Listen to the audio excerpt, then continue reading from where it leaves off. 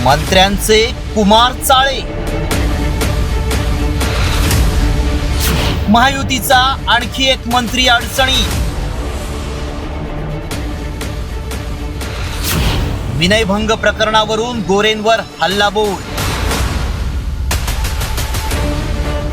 धनंजय मुंडेंचा राजीनामा, कृषी मंत्री माणिकराव कोकाटेंना कोर्टानं सुनावलेली शिक्षा, यानंतर महायुतीचा आणखी एक मंत्री अडचणीत सापडलाय।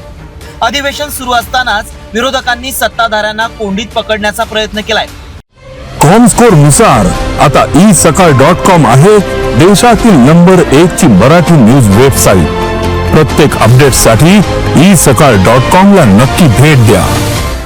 भाजपचे मंत्री जयकुमार गोरेंकडून महिलेचा विनयभंग झाल्याचा आरोप विरोधकांनी केलाय। स्वारगेट सारखा प्रकार जयकुमार गोरेंबाबत पुढे येत असल्याचा हल्लाबोल ठाकरे गटानं केलाय।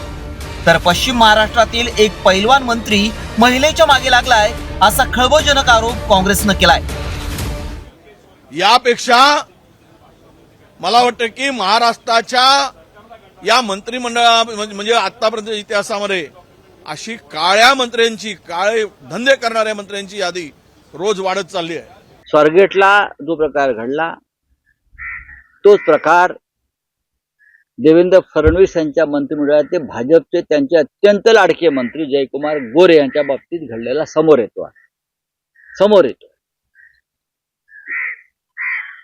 इतिहास काळातले छत्रपती शिवकाळातले सेनापती सरसेनापती हंबीरराव मोहिते यांच्या कुटुंबातील एका स्त्रीचा या मंत्र्यानं कसा छळ आणि विनयभंग केलेला आहे या संदर्भातली माहिती समोर आली आहे। संतोष देशमुख हत्या प्रकरणात मुंडेंविरोधात आक्रमक भूमिका घेणाऱ्या सामाजिक कार्यकर्त्या अंजली दमानिया यांनी गोरेंच्या प्रकरणावरून फडणवीसांवर निशाणा साधलाय।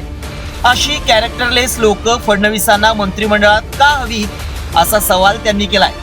तर दुसरीकडे मंत्री गोरेंनी विरोधकांचा हल्लाबोल परतावून लावलाय। कोर्टानं या प्रकरणात आपली निर्दोष मुक्तता केली आहे असं स्पष्टीकरण त्यांनी दिलंय। हंबीररावांच्या वंशजांना त्रास देतायत आणि ते पण फडणवीस सरकारचे आणि फडणवीसांचे अतिशय लाडके मंत्री।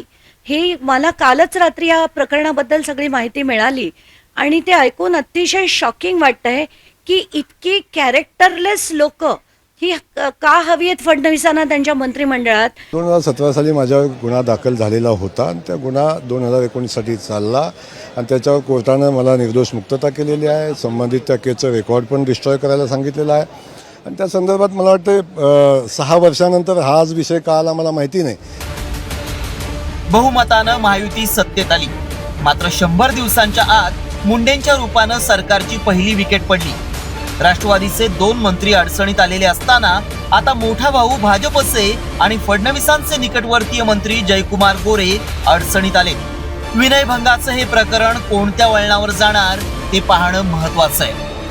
ब्युरो रिपोर्ट, साम टीव्ही न्यूज।